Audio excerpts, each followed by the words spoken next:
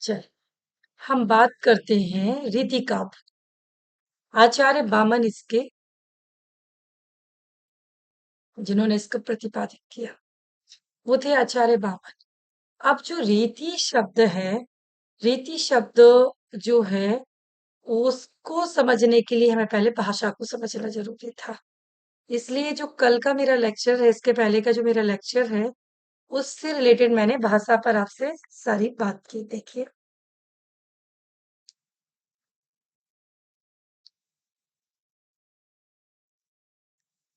रीति सिद्धांत और वक्रोक्ति सिद्धांत दो पर हम यहाँ चर्चा करेंगे। तो काव्य रचना प्रक्रिया भाषा के माध्यम से चलती है। इसका समूचा जीवन व्यवहार ही भाषा के माध्यम से परिचालित होता है। अगर रीति या आपको वक्रोक्ति सिद्धांत समझना, पहले आपको भाषा समझनी चाहिए। भाषा किस प्रकार की होना चाहिए? रोजमर्रा की जो प्रचलित भाषा में विरासत में उपलब्ध होती है, इसी भाषा सामग्री को अपने अनुभव, विचार आदि के द्वारा दूसरों तक संप्रेषित करते हैं, उपयोग में लाते हैं। लोक व्यवहार में प्रचलित विरासत में मिली इसी भाषा का प्रयोग कवि भी अपनी काव्य रचना में करते हैं। अपनी रचना प्रक्रिया के क्रम में कवि इस भाषा के विन्यास को किसी विशिष्ट संवेदन या अनुभूति की अभिव्यक्ति के लिए किंचित तोड़-फोड़ देता है। इस तोड़-फोड़ से भाषा के पद या पद समूह अर्थवक्ताओं से प्रदीप्त हो जाते हैं और उनमें सौंदर्य और रमणीयता उत्पन्न हो जाती है। कवि के लिए भाषा का रूप नहीं, उसके स्वरूप का महत्व है।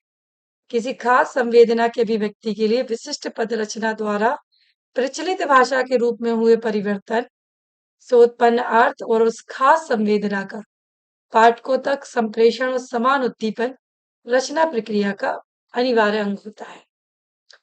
भारतीय काव्य शास्त्रियों ने जो कहा है, वो उन्होंने कहा कि कोई भी काव्य की आत्मा होगी, वो बिना भाषा के पूर्ण नहीं मानी जाएगी। तो इस प्रकार से कवि के लिए भाषा का रूप नहीं, उसके स्वरूप का महत्व होता है। किसी खास संवेदना के अभिव्यक्ति के लिए विशिष्ट पद रचना द्वारा प्रचलित भाषा के स्वरूप में परिवर्तन से जो उत्पन्न अर्थ और उसकी खास संवेदना पाठकों तथा संप्रेषण तक पहुंचती है, वो कहलाती है भाषा।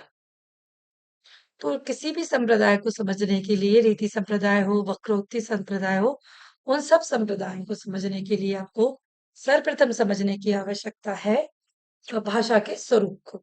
तो जो पिछली वीडियो में हमने भाषा के बारे में डिस्कशन किया है, आगे हम जो बात करेंगे वो हमारी अब संप्रदाय को लेकर होगी, काव्य के चिंतन को लेकर होगी।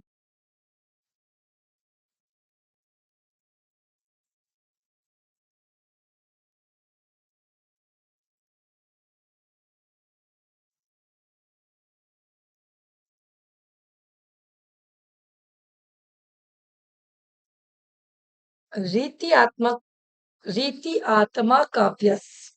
देखिए, रीति जो होती है ना, रीति वो काव्य की आत्मा होती है। सबने अपने अपने हिसाब से डिफाइन किया।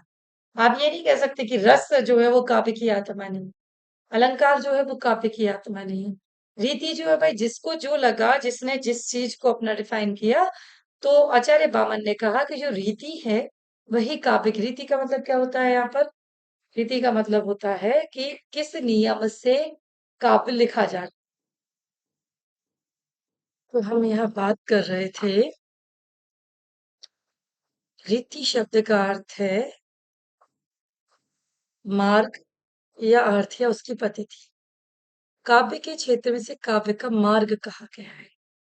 किंतु विचित्र बात है कि रीति का जो अभिधेय अर्थ स्वयं रीति शब्द के प्रयोग की अपेक्षा अधिक पुराना है और काव्य के क्षेत्र में अपने विभिन्न वाचक शब्दों के साथ रीति से पहले ही प्रचलित था। तो रीति शब्द के प्रयोक्ता आचार्य बामन है, पर उनसे पहले ही रीति सिद्धांत की मान्यता भामा और दंडी के यहाँ मार्ग नाम से प्रतिष्ठित हो चुकी थी। वास्तव में अनेक सिद्धांतों की भांति रीति सिद्धांत का ही प्रवर्तन भरत मुनि जी के नाट्यशास्त्र से प्रारंभ होता है। भरत ने देश प्रदेश की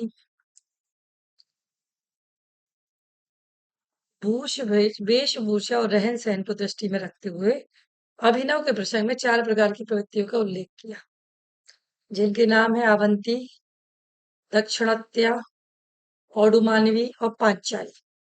बहुत बढ़िया। अवंती भारत के पश्चिम भाग की, दाक्षिणात्य भारत के दक्षिण भाग की, और मागधी भारत के उड़ीसा तथा मगध प्रदेश की, तथा पांचाली भारत के मध्य प्रदेश की प्रवृत्ति कहलाई।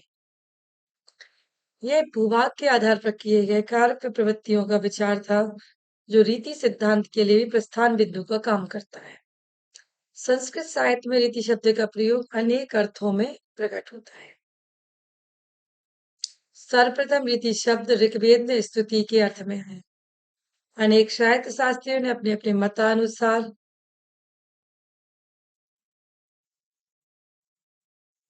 रीति के, तो जो हमारी बात चल रही थी वो थी हमारी रीति काव्य को लेके। तो कहाँ थे हम? वामन का जो रीति विवेचन अपने क्लेवर में अन्य अनेक सिद्धांतों को समेट कर सकता है। रीतिरात्मक काव्य का अर्थ है रीतिरात्मक काव्य उक्ति आचार्य वामन की, मतलब रीति ही काव्य की आत्मा है। आप देखिए, वामन ने रीति को काव्य की आत्मा कहकर उसके प्रसाद गुण को स्वरूप को विवेचना की है। इस विशिष्ट रूप में एक स्थिति का समाहार किया गया। दंडी और कुंतक ने रीति को मार्ग के अर्थ में प्रयोग किया। ध्यान देने की बात यह है कि रीति मात्र शैली का पर्यायवाची नहीं। आनंद वर्धन ने रीति को पद संगठना और राजशेखर ने इसे वचन विन्यास क्रम या आचार मम्मट ने नियत वर्षों के व्यापार को रीति कहा। इन सभी कथनों और मान्यताओं में कोई मौलिक अंतर नहीं। सुंदर पद रचना करने की कला ही रीति है। ऐसी स्थिति में केवल वामन का कथन ही विशिष्ट प्रतीत होता है। तो काव्यात्मा है जो रीति वाचार वामन ने रीति को काव्य की आत्मा कहा, उसे काव्यात्मा प्रमाणित करने के लिए उन्होंने पद रचना की। देखिए, लेके चलती हूँ मैं वहां तक आपको। इस विशिष्टता का आधार गुण संपन्न होना होता है। वामन की दृष्टि में गुण वे हैं जो शब्दार्थ सहित होने के कारण काव्य सौंदर्य का निर्माण करते हैं। इस प्रकार वामन के अनुसार काव्य सौंदर्य का निर्माण होता है। तो वामन ने कहा कि रीति के माध्यम से काव्य सौंदर्य का निर्माण होता है। तो वामन के अनुसार काव्य सौंदर्य के निर्णायक शब्द और धर्म के अर्थों में प्रयुक्त रचना रीति है। यही काव्य की आत्मा है। तो वामन ने काव्यात्मा इसलिए कहा क्योंकि गुणों के आश्रित है। गुण के दो प्रकार होते हैं, शब्द गुण और अर्थ गुण। शब्द, एक तो उसका शब्द, रीति रीति किस चीज को लेकर चलती है? रीति लेके चलती है गुणों को। एक उसका शब्द गुण क्या है, उसका अर्थ गुण क्या निकल रहा है।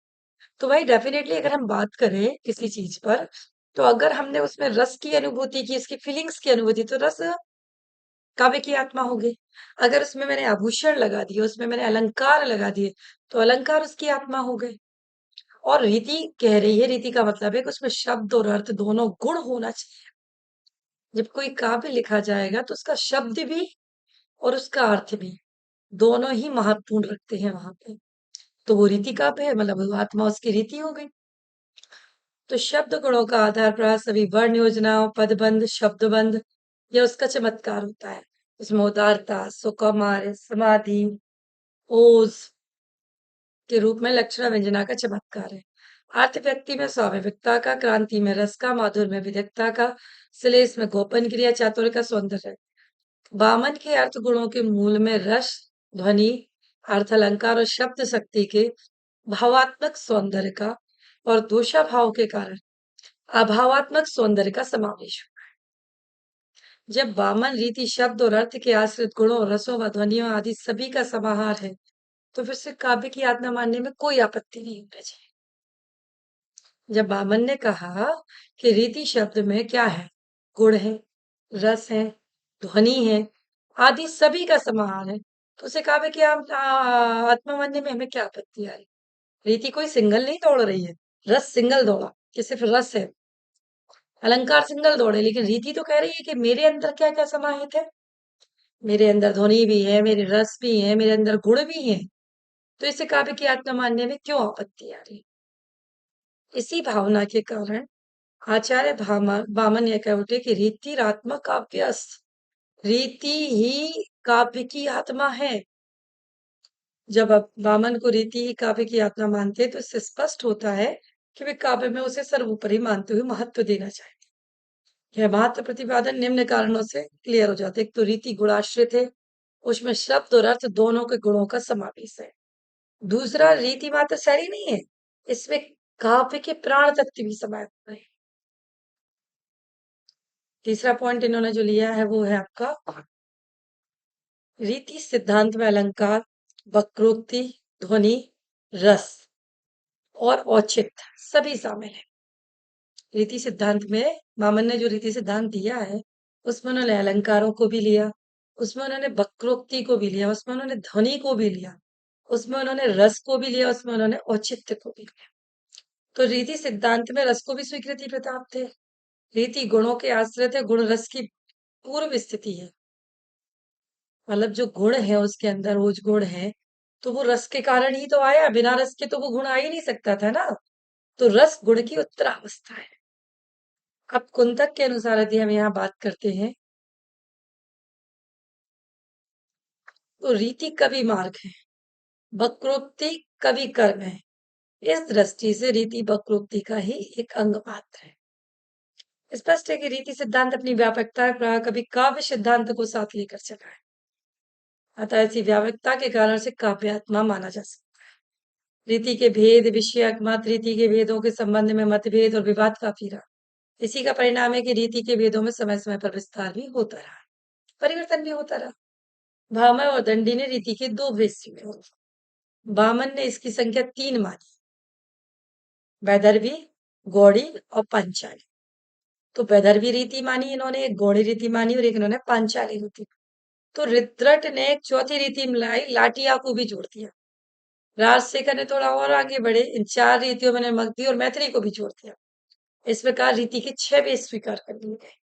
अलंकार शेखर में यह उल्लेख है कि मैथिली मागधी का ही एक रूप है। तो आनंदवर्धन और मम्मट ने प्राह वामन द्वारा संकेतित 3 रीतियों को ही स्वीकार किया। देखिए रीति जो है वो काव्य की आत्मा है वामन के अनुसार। उससे बहुत सारे लोगों ने अपना क्या किया है, वो प्रतिपादन किया है या जिसमें उन्होंने देने की कोशिश की है।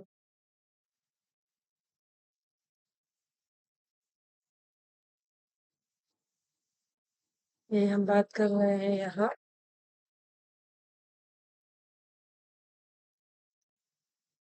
तो संक्षेप में यही कहा जा सकता है कि रीति विशिष्ट पदों की एक संगठना का नाम है। तो महत्वपूर्ण बात इसमें ये है, संक्षेप में अगर कहा जाए तो रीति विशिष्ट पदों की संगठना का नाम है। यह काव्य की आत्मा के रूप में सर्व स्वीकृति भले ही ना हो, किंतु काव्य शास्त्र का अप्रतिम व महत्वपूर्ण सिद्धांत अवश्य। इसके 3 भेद हैं। तीनों भेदों का अंतर्भाव इन 3 भेदों में हो जाता है। देखिए अगर हम रीति की विशेषताओं की बात करें तो रीति के स्वरूप, उसकी विशेषताओं को समझने के लिए रीति के तत्वों को जानना बहुत आवश्यक है। वामन और अनाचार्य ने गुण को रीति के नियामक तत्व के रूप में स्वीकार किया। दंडी ने 10 गुणों को माना है। तो यति वैदर्भ मार्गस्थ प्राण दर्श गुणा स्मृत, इससे निष्कर्ष आसानी से प्राप्त हो जाता है कि रीति सिद्धांत गुणों के आधार पर प्रतिष्ठित है। वामन ने स्वयं ही विशेष गुण उत्पन्न कहकर गुणों को ही रीति के मूल तत्वों के रूप में स्वीकार किया। गुणों की व्याख्या विभिन्न आचार्यों ने विभिन्न प्रकार से की। दंडी के अनुसार गुण काव्य के शोभा विधायक धर्म है। वामन ने भी काव्य के शोभा कारक धर्म गुणों को माना है। ध्वनिकार आनंदवर्धन ने गुणों का लक्षण निरूपित करते हुए कहा है कि अंगी रूप रस के आश्रित रहने वाले धर्म तमर्थ मल्लविते वैडंते गुणा स्मृत। मम्मट ने भी काव्य के गुण का स्पष्ट लक्षण लिखा है।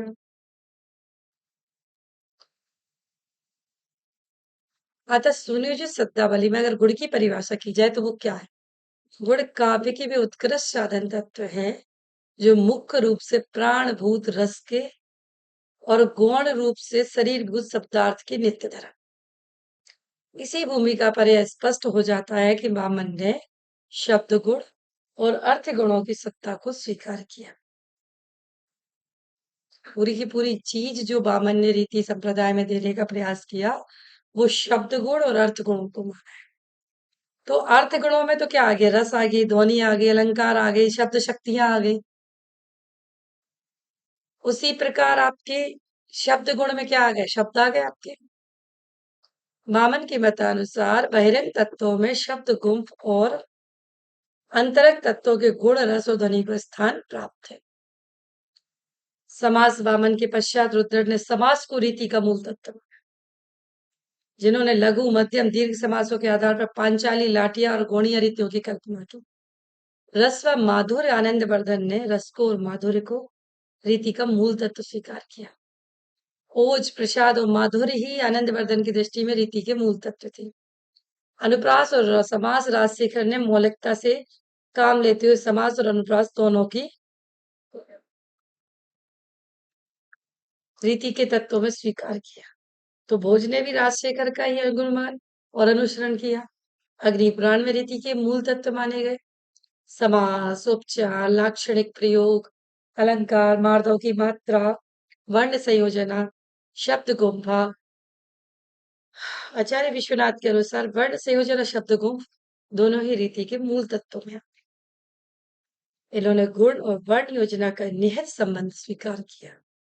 रसाभिव्यंजन में भी रीति पर्याप्त सहायक होती है। इनमें संदेह नहीं किया जा सकता।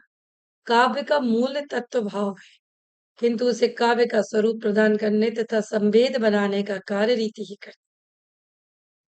ध्वनिवादी आचार्य ने काव्य में रीति की अपेक्षा ध्वनि को ही अधिक महत्व दिया, किंतु उन्होंने भी रीति का महत्व स्वीकार करके उसका ध्वनि के साथ सामंजस्य स्थापित करने का प्रयत्न किया। तो वक्रोक्तिवादी कुंतक ने भी रीति को काव्य का के मध्य दिखा दिया। इस प्रकार सब कवियों ने अपने अपने हिसाब से रीति सिद्धांत को एक नया रूप देने का प्रयास किया।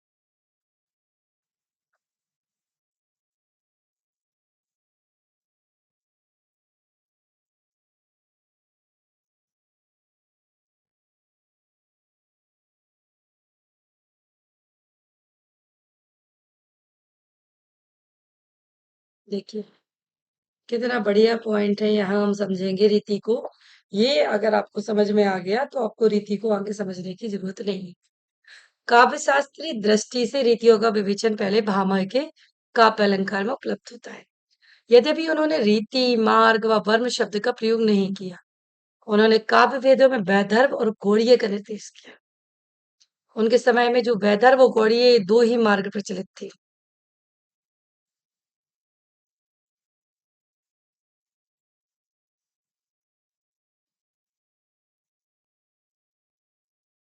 बाणभट्ट के समय में चार साहित्यिक पद्धतियों का परिचय मिलता है। ये पद्धतियां भी उदीच, दक्षिणांत, गौण का कथन है। लोग क्लिष्ट भाषा का प्रयोग करते हैं, केवल लोग अर्थ को पसंद करते हैं।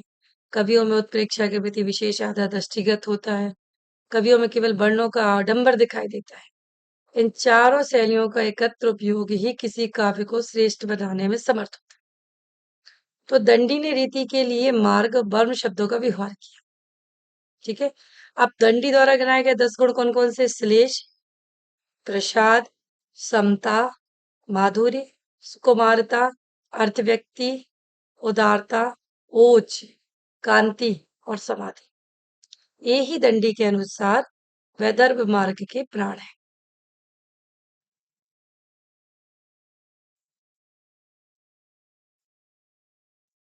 अब देखिए रीति सिद्धांत के प्रतिष्ठापक आचार्य वामन ने रीति को काव्य की आत्मा कहकर रीति को ही काव्य का सारभूत तत्व मान लिया।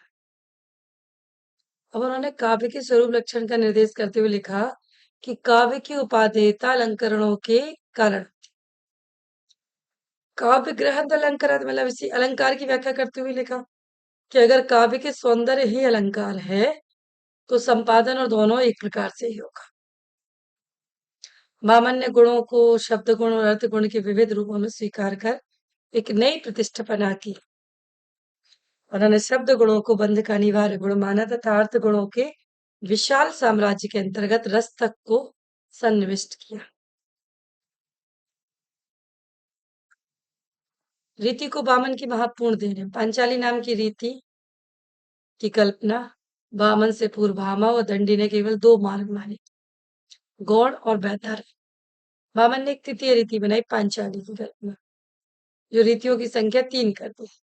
इस प्रकार अब वैदर्भी, गौड़ी और पांचाली तीनों रीतियां मानी जाने लगी। इसी प्रकार इसी प्रसंग में यह बात भी उल्लेखनीय है कि भरत ने गुणों को स्वतंत्र भाव रूप न मानकर दोषा भाव रूप माना था।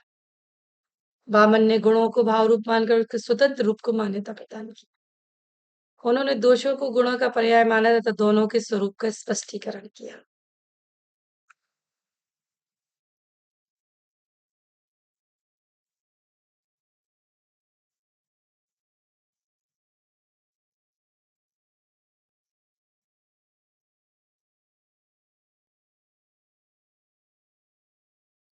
इस प्रकार अगर रीति को समझने के लिए आवश्यकता है कि रीति के गुणों को समझना, शब्द गुण, ओज गुण और उसके भाव गुण को समझना।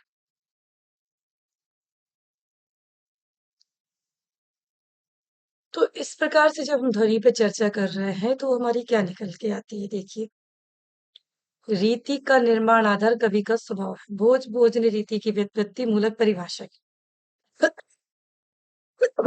सॉरी। वास्तव में भोज ने मार्ग, पंथ और रीति को व्यक्ति परक अर्थ में भिन्न करते हुए तीनों को एक साथ जोड़ दिया। उनके मूल श्लोक की पंक्तियां इस प्रकार हैं। वैदर्भ अधिकृतः पंथः काव्ये मार्ग इति स्मृतः ऋगताविति धातोष्मा व्युत्पत्त्या रीति रुच्यते। आचार्य मम्मट भोज के उपरांत मम्मट ने रीति की स्वीकृति परिभाषाओं में थोड़ा सा परिवर्तन किया। उन्होंने वृत्ति और रीति की अभिन्नता को स्वीकार किया। नियत वर्षों के रसानुकूलन व्यापार को रीति का नाम दिया। मम्मट के अनुसार रीति वर्णों के गुम्फन का नाम। वे समाज को रीति का वाहक न मानकर पूर्ण गुम्फन को रीति का वाहक मानते। फिर देखिए आचार्य विश्वनाथ ने यहाँ क्या कहा है। क्षमा करें, थोड़ा सा ऊपर चला गया मेरा कंटेंट। आचार्य विश्वनाथ ने मम्मट के वर्ण व्यापार के साथ साथ पद रचना, समस्त पदावली का महत्व पुनः स्थापित किया। इतना ही नहीं, विश्वनाथ ने आनंदवर्धन प्रेरणा से प्राप्त करके रीति का लक्षण इस प्रकार निश्चित किया।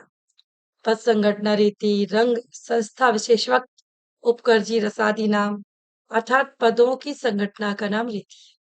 वह अंग संस्थान की भांति और काव्य के आत्म रूप रस आदि का उत्कर्ष वर्धन करती है। जिस प्रकार शरीर की गठन बाहरी होकर भी मनुष्य के आंतरिक व्यक्तित्व आत्मा को उत्कर्ष करती है, उसी प्रकार सम्यक पद संरचना का वह अवयव होती हुई भी काव्य आत्माभूत रस का उपकार करती है। प्रमाणिक मत उपयुक्त विवेचनों के आधार पर कह सकते हैं कि रीति के विषय में आचार्य ब्राह्मण का मत उसे सर्वमान्य रहा है। आचार्य ब्राह्मण ने जो कहा वो सर्वसम्मति से स्वीकार किया। इस प्रकार प्रमाणिकता के आधार पर हम कह सकते हैं कि रीति के विषय में आचार्य ब्राह्मण का मत ही सर्वमान्य रहा। उसके बाद जो भारतीय काव्य शास्त्र में प्रत्येक संप्रदाय का अपना अर्थ और महत्व है, प्रत्येक संप्रदाय के प्रवर्तक और संस्थापक ने अपने अपने ढंग से अपने मौलिक तत्वों का सहारा लेकर अपनी अपनी बात कही। रीति संप्रदाय के संस्थापक और प्रवर्तक आचार्य ब्राह्मण थे। वे अन्य प्राचार्यों के भांति ही रीति को काव्य की आत्मा मानते थे। प्रश्न यह है कि रीति शब्द का प्रयोग सबसे पहले किसने किया?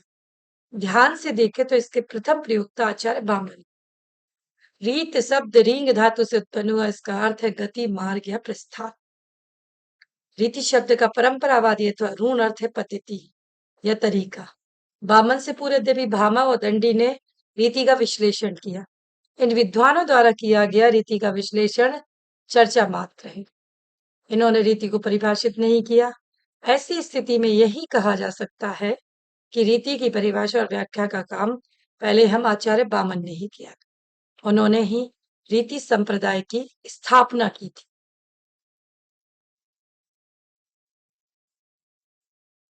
विशिष्ट पद रचना रीति स्वरूप वामन के अनुसार रीति शब्द का अर्थ है विशिष्ट पद रचना या रीति, अर्थात विशिष्ट पदों से युक्त रचना का नाम ही रीति होता है। तो आनंद जी ने जो रीति संप्रदाय के बारे में बताया वह उनका सर्वोपयुक्त व्याख्या थी कि रीति जो होती है काव्य शोभाकारक शब्द और अर्थ के धर्मों से युक्त पद रचना को रीति कहते हैं। शोभाकारक शब्द और अर्थ के धर्म से तात्पर्य शब्द चमत्कार उत्पन्न होता है। अतः वामन के अनुसार यह भी कहा जा सकता है कि शब्द और धर्म चमत्कार से युद्ध पद रचना का नाम ही रीति है। आनंदवर्धन का मत है कि वामन के पश्चात आनंदवर्धन ने रीति की व्याख्या की। उन्होंने रीति को नए तरीके से परिभाषित किया। तो इस शब्द को व्याख्या के संगठन का प्रयोग किया जा सकता है।